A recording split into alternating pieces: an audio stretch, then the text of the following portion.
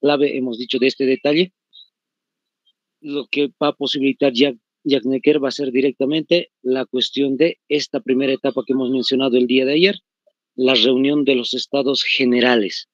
Se reunieron, hemos dicho, el primer estado, el primer estado específicamente la nobleza, el segundo estado va a ser en cuanto a la Iglesia Católica, específicamente el clero, y posteriormente el pueblo.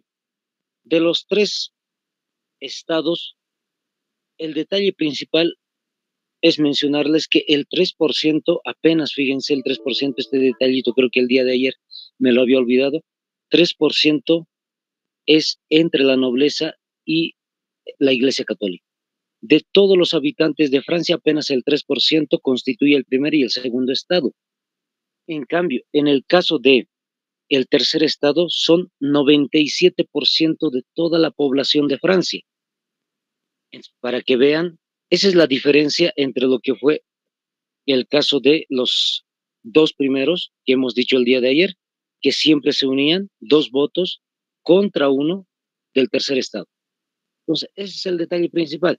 A partir de ahí se va generando un montón de problemas, hemos dicho, en el contexto de lo que fue justamente el tercer estado. Este es el personaje principal, Maximilien Robespierre, para el inicio, hemos dicho también, de lo que va a ser la Asamblea Nacional. Hemos mencionado la Asamblea Nacional, es la reunión simplemente del pueblo. Y Robespierre va a ser uno de los personajes claves. Hemos mencionado cuándo se ha desarrollado la Revolución Francesa, que es la misma fecha de la toma de la Bastilla, hemos mencionado el día de ayer. Hemos dicho que también habían personas que estaban a favor de la revolución, pero de alguna manera muy dura en contra de lo que va a ser los reyes, hasta que hemos llegado al tema de la Convención Nacional el día de ayer, donde nos habíamos quedado, terminando de mencionar los tres partidos políticos que habían definido el, el orden político de Francia. Les vuelvo a recordar, creo que algunos se salieron, siempre les voy a decir este detallito, van a tratar de salir cuando nos despidamos, compañeros, porque el día de ayer creo que salieron 1 o 2 compañeros, creo que vi eso, y hemos ido mencionando los partidos políticos. Entonces van a tener mucho cuidado con ese detalle. El caso de los jacobinos, un primer partido político, hemos dicho que son extremistas en el sentido de que son más radicales, y justamente dentro del partido los jacobinos estaba, hemos mencionado, Maximilien Robespierre. En el caso del segundo partido político va a ser los girondinos. Los girondinos, en el caso de ellos, son un partido político conservador, hemos mencionado. Están a favor de la revolución, pero no hacen cambios muy rápidos o muy duros como en el sentido de los jacobinos. Y finalmente está el pueblo llano, o también hemos dicho la llanura. Estos, por ejemplo, son, hemos dicho el día de ayer, tienen una característica muy interesante, son de centro. Van momentos a volverse radicales y a momentos simplemente se van volviendo conservadores, dependiendo las situaciones extremas o no extremas de lo que va a ser la política en Francia. Ahora sí, continuemos con el detalle. El día de ayer habíamos acabado ahí, ahora vayan tomando nota. Este es un personaje que no ha sobresalido directamente dentro de la Revolución Francesa, es decir, no es una persona que va a estar constantemente, pero sí es el inventor de una máquina que sí va a estar, la máquina sí va a estar a lo largo de todo lo que va a ser la revolución desde este momento de la convención para adelante. Su nombre es Joseph Ignace Guillotin. Como están observando, de ahí viene el término Guillotin, guillotina. Y la imagen, perdón por la imagen ahí en dibujito, pero perdón, ahí está, esa es la imagen de lo que va a ser la guillotina. Lamentablemente es un aparato que dentro de lo que es el contexto de la revolución dicen que no es tan dura. O sea, es asesina, sabemos, lamentablemente, pero aparentemente dicen ellos que se ha construido esto para no hacer tanto duro la muerte, el ajusticiamiento de las personas. En otros momentos se cree tal vez que quizás se hacían torturas, muy duras las formas de asesinato, pero en este caso va a ser, entre comillas, más, supuestamente menos dolorosa, supuestamente, ¿no? Entonces, Ahí está. ¿Por qué les muestro esta maquinita? O esta máquina, perdón. Por este detalle. En el año 1793, anótense el año, 1793, incluso les doy el detalle acerca de las fechas si es que desean. No creo les pregunten, siempre les comento eso un poquito. No creo que específicamente les pregunten en qué año, en qué día, en qué mes específico fue guillotinado Luis XVI. Pero, por si acaso, siempre les digo, ahí está, la fecha es 21 de enero del año 1793. Ya sabemos el año, entonces la fecha, 21 de enero. 21 de enero. Se juzgó un día antes y se guillotinó a Luis XVI ese 21 de enero. Fíjense lo que había hecho la Convención Nacional. La idea de formar una nueva república en Francia ha tenido justamente este detalle: asesinar al rey. Una vez que asesinan al rey, lo que van a hacer ahora es la República Francesa. La República de Francia nace entonces a partir del fallecimiento de Luis XVI. En otras palabras, ya no hay monarquía, simplemente es una república. Va pasando los meses, febrero, marzo, abril, mayo, junio y demás, y al final casi del año, anótense la fecha también, 16 de octubre, 16 de octubre del mismo año, ya hemos mencionado el año, hacen lo mismo, un día antes juzgan a María Antonieta y al día siguiente la guillotinan. El día de la guillotina va a ser el 16 de octubre. Listo. Lamentablemente fallecieron los reyes y a partir de ese momento, como les vuelvo a repetir, se ha formado lo que va a ser la República de Francia. ¿Quiénes están al poder? La Convención Nacional. Son los tres partidos políticos que dirigen ahora toda la política de Francia. Y dentro de esta convención ya hemos mencionado al personaje principal, Maximilien Robespierre. Es este personaje, a la cabeza, vamos a decir, de este personaje, Maximilien Robespierre, que desarrolla otra época. No es una nueva etapa, por si acaso, seguimos con la misma etapa de la Convención Nacional, solo que al interior de la Convención Nacional se ha formado, lo que les decía, el reinado o la época del terror. Así se llama, el reinado o la época del terror.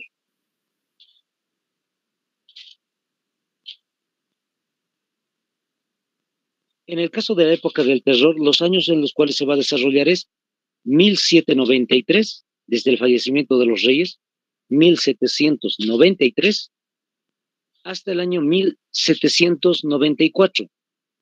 1794. Lo que están observando ahí, como la masacre de septiembre, solamente es un ejemplo. ¿Yeah? No vamos a especificar cada una de las cosas que han sucedido, pero la fotografía, fíjense, lo dice todo. Entonces, ha habido lamentablemente el asesinato de muchas personas, justamente porque creían los de la convención de que muchos de ellos eran antirrevolucionarios. Es decir, que simplemente eran traidores a lo que va a ser la República Francesa. Pueden ver ahí otro ejemplo también, la guerra de la Vendée. Es una guerra civil en realidad. La Vendée es otra de las regiones que tiene Francia y lo que ha sucedido en la Vendée es simplemente intentar de que los revolucionarios no continúen con el tipo de juicios y asesinatos de las personas en París ni en cualquier lugar de Francia. Lo que han hecho los revolucionarios es tomarlos presos y lamentablemente ajusticiarlos. Nuevamente la imagen lo dice todo. Ahí en la parte de atrás de lo que están observando ahí en la primera fila, por decir así, en la parte de atrás, muchos soldados disparando a las personas para asesinarlas. Entonces, solo en la guerra de la Vendée, en algún documental decían, hubo simplemente ahí 40,000 personas fallecidas. Imagínense, 40,000. Siempre les doy el contexto y la idea. 1,000 es mucho, 1,000 personas es mucho, 2,000, 3,000, 10,000 personas. 15.000, 20.000, 40.000 personas han fallecido solo en la guerra de la Vendetta. Y siempre les voy comentando, no ha sido por, qué sé yo, ataques hacia los revolucionarios o han intentado hacer, qué sé yo, atentados contra la República, no. Han sido cosas muy pequeñas y sencillas, como por ejemplo, simplemente el caso de quejarse por lo que está el pan muy caro. Simplemente por ese detalle, toman a los supuestamente antirrevolucionarios y directamente los asesinan. Lo mismo sucede con un detalle muy curioso, es hasta anecdótico, muy chistoso, pero en el sentido negativo del asunto. Hay personas que en algún momento, cuando el rey vivía todavía, se le tenía que decir a las personas, monsieur, madame, que son temas o términos que se utilizaban en Francia. Pero cuando estuvo la revolución, los revolucionarios habían dado la orden de que no se salude nuevamente así. El saludo nuevo va a ser ciudadano. Si alguien se equivocaba por algún motivo y en decir simplemente monsieur, lo tomaban, lo juzgaban y lo guillotinaban. Pues fíjense, son temas muy anecdóticos, pero solamente por eso asesinaron a miles de personas. Incluso este detalle, no es un personaje que vamos a sobresalir en el caso de la revolución, solo en un tema principal. Más adelante les comento, pero este personaje ha sido un personaje que ha apoyado mucho al ejército francés. Luego les voy a comentar, como les digo, George, como dice Jacques Danton, este personaje era amigo de Maximilien Robespierre. En algún momento ambos eran los que guiaban en parte la revolución. Y lamentablemente lo que pasó con este personaje es que él dijo, hay que tratar de ya no ser tan duros con la revolución. Hay que mejorar la situación de Francia. Solo por haber dicho eso, Maximilien Robespierre lo entiende como si fuera un antirrevolucionario. ¿Y qué es lo que va a hacer? Da la orden de tomarlo preso y lo van a guillotinar. Ese es el modo como es que ha ido desarrollándose la época o el reinado del terror. Hasta este punto. Ahí está el personaje, como siempre les digo. Y este personaje, Maximiliano Robespierre, lo que ha hecho es equivocarse. Hay un documental en el cual interesantemente lo describe. Dice que este personaje había salido a la palestra, como están viendo ahí en la imagen. Había informado a la convención de que habían más traidores de la revolución. Pero el día que ha mencionado ese tema, no iba a dar a conocer quiénes son los traidores. Dijo, lo voy a dar a conocer otro día o en otro momento.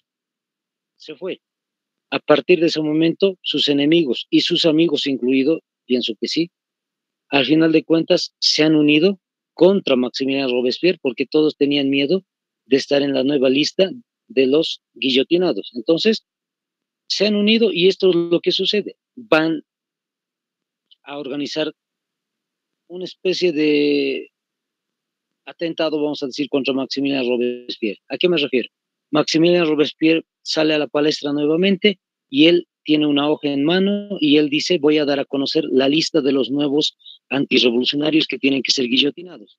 Y toda la multitud, entre sus enemigos y demás, le dicen que él está traicionando en realidad a la revolución, protestan en contra de él los escucha callados y al final lo van a tomar preso, le van a juzgar a Maximiliano Robespierre y lo van a guillotinar. Fecha en el momento en el cual lo van a llevar a la guillotina, anótense 27, ¿está bien? 27 de julio del año 1794. 27 de julio, con L de Lucho, siempre les digo, ahí está, julio de 1794. Lo guillotinan ese día a Maximiliano Robespierre y ahí terminó el tema de la época del terror, el reinado del terror. Fallece justamente, por decir así, con Maximiliano Robespierre. Lo que va a suceder ahora es otra nueva etapa. Aún todavía los últimos meses estaban todavía la convención, los tres partidos políticos, pero a inicios del siguiente año, anótense, este directorio va a ser los años 1795, 1795, hasta esta fecha van a anotarse una fecha específica que es la finalización de la revolución, 9 de noviembre de 1799. 9 de noviembre de 1799. Entonces, lo que se va a formar, como está ahí en la pantalla, es el directorio. No hay un grupo político, no hay tampoco representantes de algún estado. Lo que estamos viendo en el directorio va a ser simplemente un pequeño consejo de gobierno que va a gobernar a toda Francia. Por si acaso, los personajes del directorio no son importantes. Ya por eso es que no los estamos mencionando. Les colocaría una lista. En realidad no es importante el tema de las personas que están en el directorio. Hasta Maximiliano Robespierre era un personaje clave, pero después, posteriormente, ya no lo hay. No hay personas que sobresalen. El directorio tiene la idea de tratar de organizar políticamente Francia, de salir de todo lo que ya fue la revolución, tratar de ser normal el país. Y justamente en ese tiempo también ya fue terminando una guerra que tenía Francia. Ahora sí, les voy comentando esto, lo que están observando. Los que deseen pueden anotarlo, los que no deseen no es necesario, siempre les coloco el detalle al final de esto. Fíjense, en el año 1792, cosa que no les he contado hace momentos para no mezclar todo, en el año 1792, Austria había comenzado un ataque internacional, una guerra internacional contra Francia. Fíjense, y no solamente ellos, sino el Imperio Romano que dice ahí, específicamente es Alemania. Hoy lo conocemos como Alemania. Se conocía en ese tiempo como Prusia. No estamos diciendo Rusia por si acaso, es la P y la R, Prusia. Eso que dice Imperio Romano, ahí estaba establecido Prusia. Prusia y el Imperio de Austria van a ser los que van a atacar a Francia. Cuando se desarrolla el ataque hacia Francia, lamentablemente se está yendo perdiendo territorios de lo que va a ser Francia, pero posteriormente e interesantemente van a ir recuperando los territorios los franceses mientras está pasando la revolución. Todo lo que les conté de la revolución está al interior de Francia. Mientras tanto, en la guerra internacional hay un personaje que va a sobresalir, muy conocido en la historia. Este personaje va a ser Napoleón Bonaparte. Ahí está el detalle, entonces les voy comentando, ¿ya?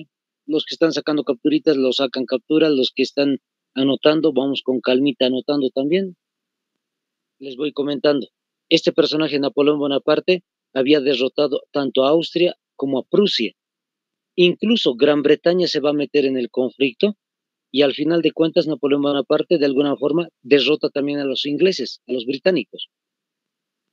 Es el año 1799 y Napoleón Bonaparte vence ya a los países, tiene una lucha contra los ingleses en el mar Mediterráneo y va a llegar sus tropas de Napoleón Bonaparte hasta lo que va a ser Egipto. Se ha desarrollado una lucha, un combate en el mar y al final de cuentas van a tener que llegar hasta Egipto.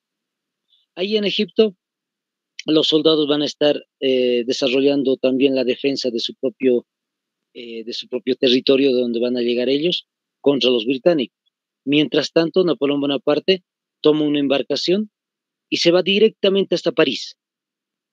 Para ese entonces ya falleció los reyes, ya fallecieron también Danton y Maximilien Robespierre. Entonces, lo que sucede con Napoleón Bonaparte es que él, en esa fecha que les he mencionado, 9 de noviembre de 1799, le da golpe de Estado al directorio. Por eso no es tan importante el directorio. Lo que nos interesa destacar es que Napoleón Bonaparte le dio golpe de Estado esa fecha del 9 de noviembre de 1799. Una vez que se da el golpe de Estado, hay algunos que dicen que dio un golpe de Estado con ayuda del directorio. ¿A qué se refiere? Que posiblemente el directorio le haya ayudado a Napoleón Bonaparte a conseguir y ser el nuevo líder de Francia. Entonces, anótense, en el año, en la fecha que ya les he mencionado, Napoleón Bonaparte se vuelve cónsul de Francia. ¿Cuál es el término llamado cónsul? ¿Qué significa eso de cónsul? Estamos diciendo que es líder, jefe de Estado de Francia, entre comillas, presidente. Entonces, ese es el término que se utilizaba, cónsul. ¿Qué es lo que va a suceder? Lamentablemente, a partir de 1799 para adelante, va a continuar todavía más ataques a Francia. Ya está establecido una república, pero igual van a seguir atacando otros países. Ha habido diferentes tipos de coaliciones. Algunos países, por ejemplo, son Suecia, otros van a ser posiblemente Gran Bretaña nuevamente, otros van a ser Holanda y demás. Van a ir atacando constantemente a Francia y Napoleón Bonaparte se lo reconoce mucho o se lo conoce mucho por las estrategias militares que ha desarrollado. Venció a todos esos países y en el año 1802 se vuelve cónsul vitalicio. ¿Qué es vitalicio? Se ha vuelto jefe de Francia de por vida hasta que fallezca el personaje. Entonces, ese es el detalle interesante. Después de ser cónsul vitalicio, continúan atacándolo a Francia.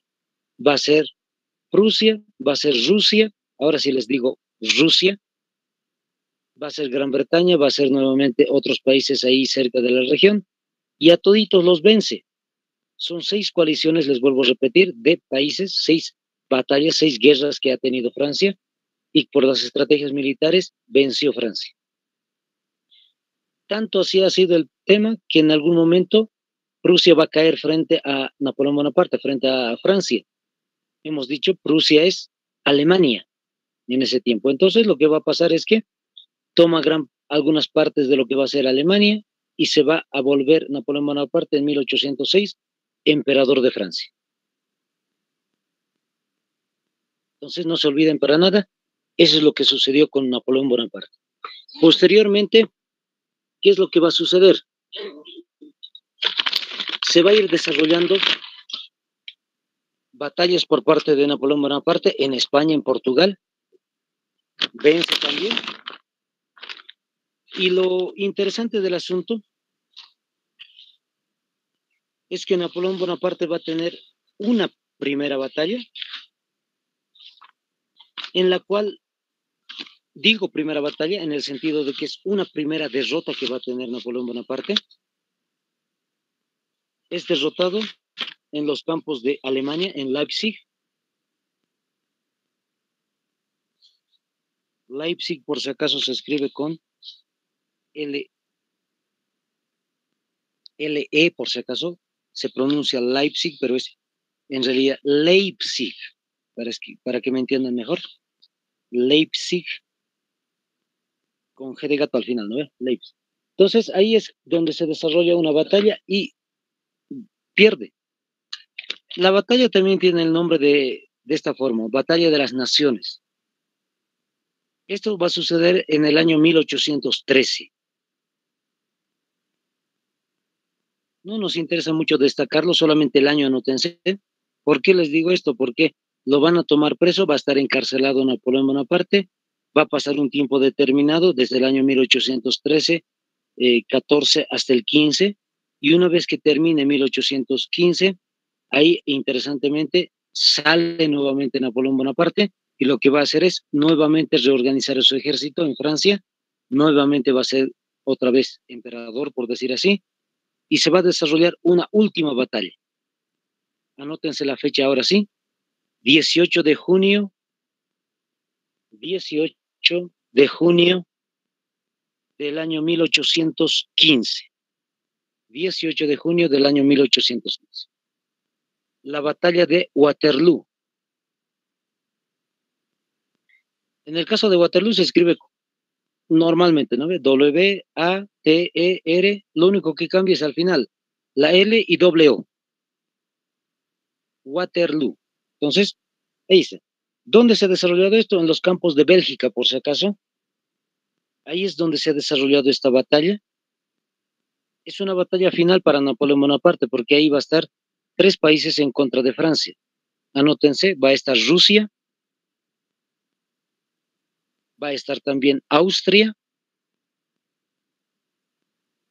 y va a estar finalmente Gran Bretaña. Los ingleses, ¿no ve? Gran Bretaña. Son los 3 países que van a estar ahí y derrotan en esa batalla a Napoleón Bonaparte. Lo que se va a desarrollar a partir de ahí es el encarcelamiento de Napoleón Bonaparte. Ahora, la cárcel es muy interesante, siempre les comento, es bien curiosa la cárcel de Napoleón Bonaparte. No es lo que estamos imaginando con grilletes en un lugar oscuro. Es en realidad en una isla. La isla se llama la isla de Santa Elena. Ahí está, anótense por si acaso, la isla de Santa Elena. En la isla de Santa Elena es su cárcel, es una cárcel domiciliaria en realidad. Supongo que los reconocían muchísimo por sus estrategias militares y al final le han perdonado la posibilidad de estar en una cárcel oscura y demás. Simplemente va a estar en un domicilio, en una mansión, por decir así. Ahí vive Napoleón Bonaparte, tiene sus mayordomos y demás. Van a estar con familiares viviendo ahí y también generales, amigos muy, muy íntimos de Napoleón Bonaparte, ahí van a estar todos viviendo y al final de cuentas, ahí va a ser donde fallece el personaje. Su cárcel es que no salga de ahí, esa es su cárcel. Entonces anótense la fecha de fallecimiento de este personaje, 5 de mayo del año 1821. 5 de mayo 1800, 1820. Ahí está. Listo, ahí termina todo el tema de la Revolución Francesa. Una aclaración, compañeros, por si acaso.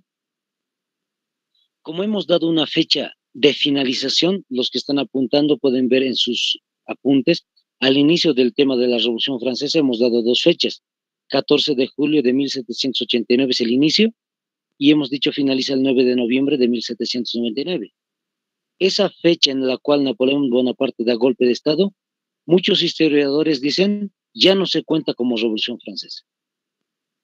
Por eso no les he detallado muchas coaliciones y peleas que ha tenido Napoleón Bonaparte. En realidad, todo eso es consecuencia de la revolución, no es parte de la revolución. Ojo, eso la mayoría de los historiadores lo detallan de esa manera.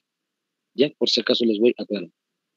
Listo, de esa manera, compañeros, es que termina el tema de la edad moderna.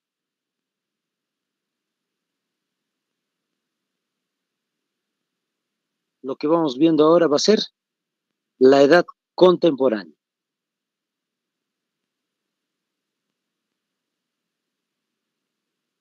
Entonces, para ir resaltando un poquito el detalle acerca de lo que fue todo lo que hemos visto, no se olviden para nada, edad antigua comienza en el 5000 antes de Cristo hasta el 476 después de Cristo.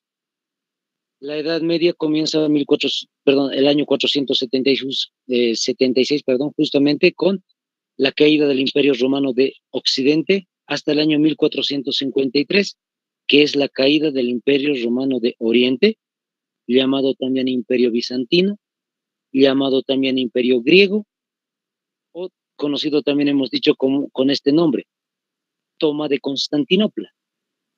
Entonces, fíjense, son distintos tipos de detalles. Siempre les voy haciendo un poquito el resumen. Y finalmente hemos visto la última etapa antes de esta, la Edad Moderna del año 1453, como les decía, hasta la Revolución Francesa de 1789.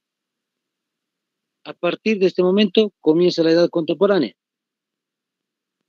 Y la Edad Contemporánea inicia justamente, ahí está el detalle, con la Revolución Francesa. Por eso está la imagen de Napoleón Bonaparte, como les había dicho, termina en ese 9 de noviembre de 1799. Todo eso ya va a ser consecuencia y por tanto es todo eso parte de la edad contemporánea. Hasta nuestros días, no se olviden ese detalle, es hasta nuestros días. ¿Qué quiere decir? Que no ha terminado la edad contemporánea. Muchas veces, de vez en cuando a los compañeros yo les doy una pregunta en examen y les digo, ¿cuándo terminó la edad contemporánea? Y muchos caen en el problema, ¿no ves?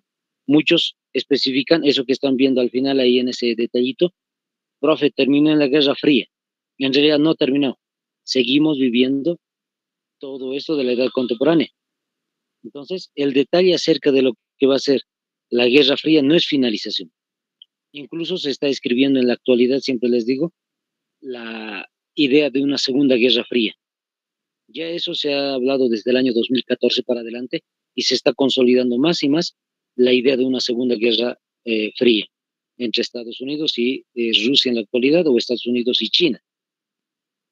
Ahí está. Vamos a comenzar con este detalle que están observando. Primer subtítulo, la revolución industrial. La revolución industrial se desarrolla el año 1750, como están observando, y la fecha de finalización varía. Inicia en ese año específico, en un lugar específico que ahorita les digo, pero en diferentes partes de Europa termina en diferentes momentos. No todos los países terminan igualito. Están viendo dos fechas, en realidad incluso les doy una fecha más. Termina en 1820 o 1840 e incluso en algunos países hasta 1850. Entonces no es nada de extraño ver esas fechas, 1820, 40 o 50. El lugar donde se ha desarrollado la revolución industrial es Gran Bretaña, Inglaterra, si quieren ustedes. Muchas veces se dice así, Inglaterra o Gran Bretaña. Para que saldemos de una vez esta idea, por si acaso les aclaro, creo que no les aclaré en ningún momento. Cuando nosotros estamos hablando de Gran Bretaña, es la unión de tres países. ¿Ya? El nombre exacto es Reino Unido de Gran Bretaña. Y los tres países que están unidos son Inglaterra, Escocia e Irlanda del Norte. Inglaterra, Escocia e Irlanda del Norte. Son los tres países que forman lo que es el Reino Unido de Gran Bretaña. O sea, por eso es que a veces dicen Gran Bretaña o Inglaterra, es lo mismo. Ahora sí, vamos con la definición de lo que fue la revolución industrial. Anótense de esta manera. Fue el paso de una sociedad urbana, perdón, no es urbana, perdón, compañeros, de una sociedad rural, mejor dicho, de una sociedad rural y agraria, rural y agraria, hacia una sociedad urbana, ahora sí, hacia una sociedad urbana y mecanizada, hacia una sociedad urbana y mecanizada. Punto aparte, ahí está, esa es la definición de lo que se maneja como revolución industrial. Se pasa de la revolución, perdón, se pasa de una sociedad rural agraria, dice. ¿A qué se refiere eso? Hacia lo que va a ser específicamente una economía de tipo feudal. Feudalismo. Hemos dicho que es el trabajo de la tierra. ¿Con qué se trabaja la tierra? Con las manos. A eso nos remitimos. Ese es el tipo de economía de la Edad Media, de la Edad Moderna. Lo que va a cambiar ahora es a otro tipo de economía, que vamos a ver más adelante. Ahora, ¿a qué nos metemos? A una sociedad de tipo urbana. El área rural ya no es importante. Las ciudades son lo que va a ser más importante. Urbana e industrial. Industrial, ¿qué significa? O mecanizada, mejor dicho. Esto, la construcción de la máquina de vapor. Entonces, ahí está, anótenlo. Esa es la máquina de vapor. Siempre les digo, no se van a complicar con la idea de cómo ser una máquina de vapor. Casi siempre decimos máquina de vapor y a veces uno tiene la idea de un ferrocarril. No se refiere a eso directamente. La máquina de vapor es un motor. Esito básicamente es la máquina de vapor, un motorcito. Y el creador, el diseñador de la máquina de vapor es este personaje, Thomas Newcomen. En el caso de Thomas Newcomen,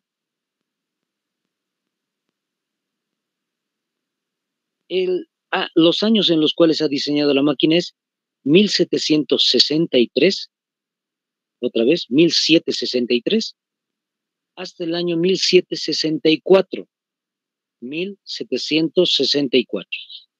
2 años consecutivos, 63, 64, fíjense, ha diseñado Thomas Newcomen esta máquina, este motorcito que les digo.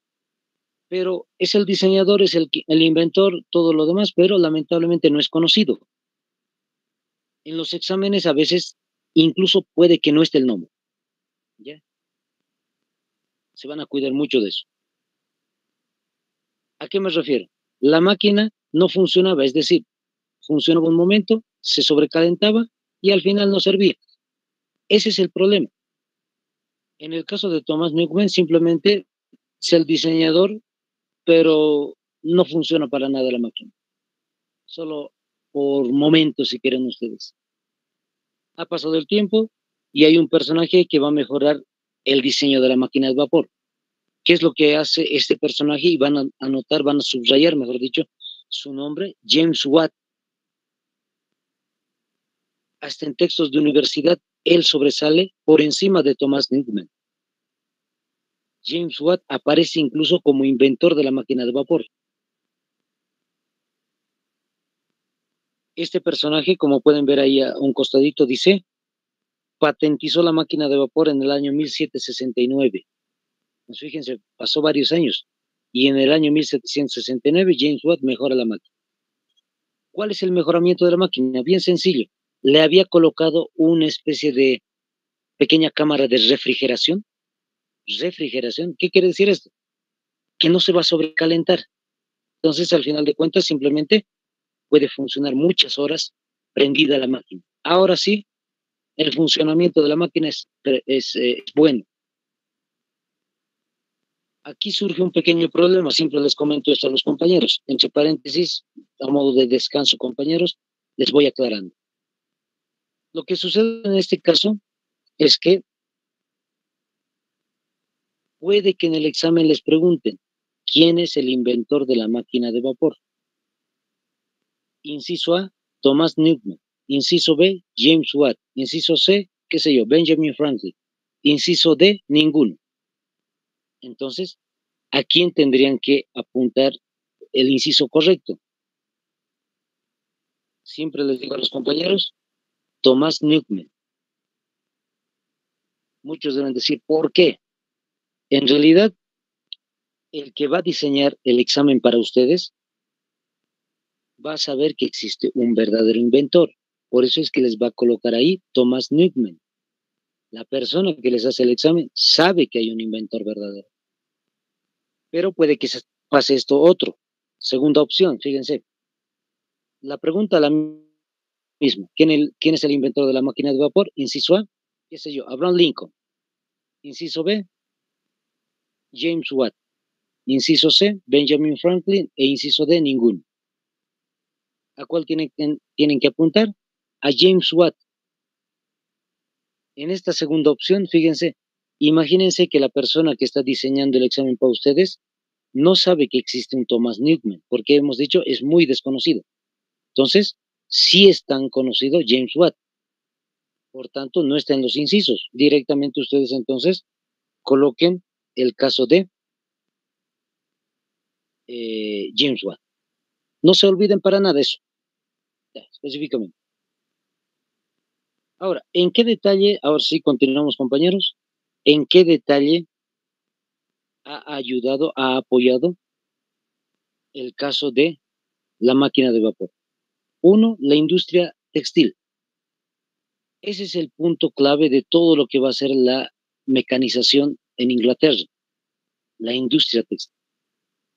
Como pueden observar, simplemente es el motorcito que están observando, la máquina de vapor, y lo que sirve es simplemente para ir enroscando, vamos a decir así, la lana, el hilado del algodón específicamente, lo que nosotros conocemos como la lana.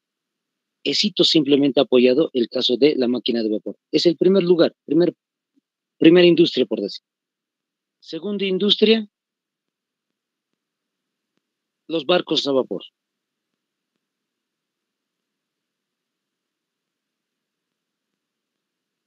En el caso de los barcos a vapor, también le han adicionado la maquinita de vapor, el motorcito, Y ahora tranquilamente los barcos de vapor pueden ir de un lugar a otro sin necesidad de las velas, como están observando. Antes se utilizaba las extensas telas en blanco, las velas, para poder ir de un lugar a otro, específicamente el viento para que sople. Pero en este caso, simplemente lo que va a pasar es que se coloca la maquinita y empieza a funcionar. Otro punto en el cual va a funcionar buenísimo la máquina de vapor va a ser los ferrocarriles. Se coloca también la máquina de vapor al interior del ferrocarril y ahora sí, puede ir pasando de un lado a otro. ¿Qué es lo interesante de este detalle? Interesantemente, lo que sucede acá es que la máquina de vapor, perdón, el tren, el ferrocarril, va a unir ciudades con ciudades. Va a ir tomando entonces lugares y lugares de conexión. Antes lo que se tardaba en ir semanas o meses de una ciudad a otra, ahora ya hay interconexión. ¿Y qué es lo que sucede? La comunicación entre ciudades va a mejorar. Otro detalle, la industria del carbón. En el caso de la industria del carbón, vamos a hacer un pequeño alto acá. No tiene nada que ver con la máquina de vapor. Es otro tipo de avance al margen de la máquina de vapor, la industria del carbón.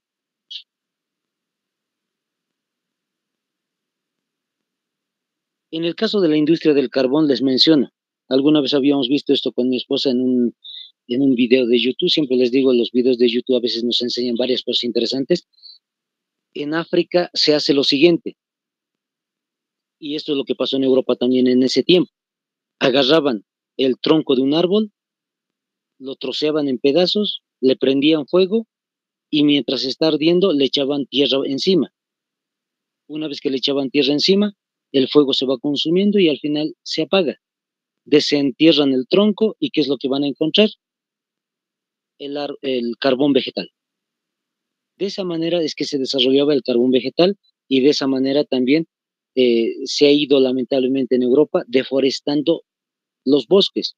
Imagínense cortando tronco tras tronco, árbol tras árbol y al final Europa, más bien que tuvo conciencia de esto, por decir así, se estaba quedando sin bosques. Entonces, ¿qué es lo que iban a preferir los europeos? Empezar a sacar el carbón de las minas. Ellos ya sabían que existía carbón de las minas, solo que era más complicado empezar a sacar de las minas. Y ahí empiezan a sacar el carbón y por eso es que nace la industria del carbón. Otro detalle, otro avance también dentro de la revolución industrial. Este es el tercero. El primero es la máquina de vapor, el segundo es la industria del carbón y el tercero es la industria del hierro. En el caso de la industria del hierro, esto es lo que sucede.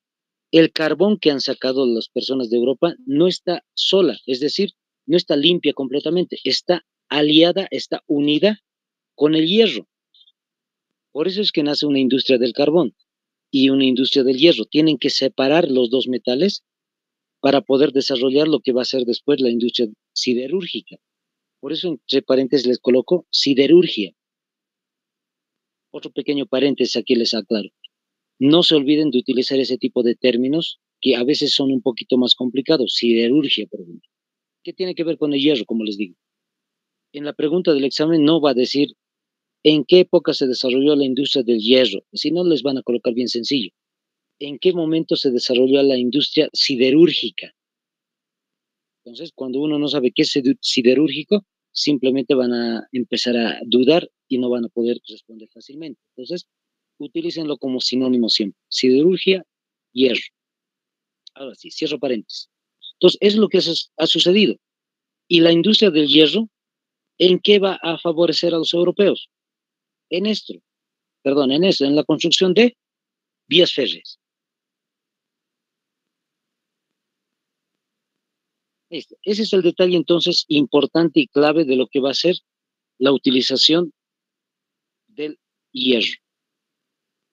Entonces, no se vayan a olvidar para nada, compañeros. Estos son los puntos claves de la revolución industrial. Ahora sí, nos despedimos aquí, compañeros. Es 9:59. el día de mañana vamos viendo otros temas sobre este punto. Que les vaya muy bien, buenas noches y nuevamente perdón por el atraso, compañeros. Bendiciones.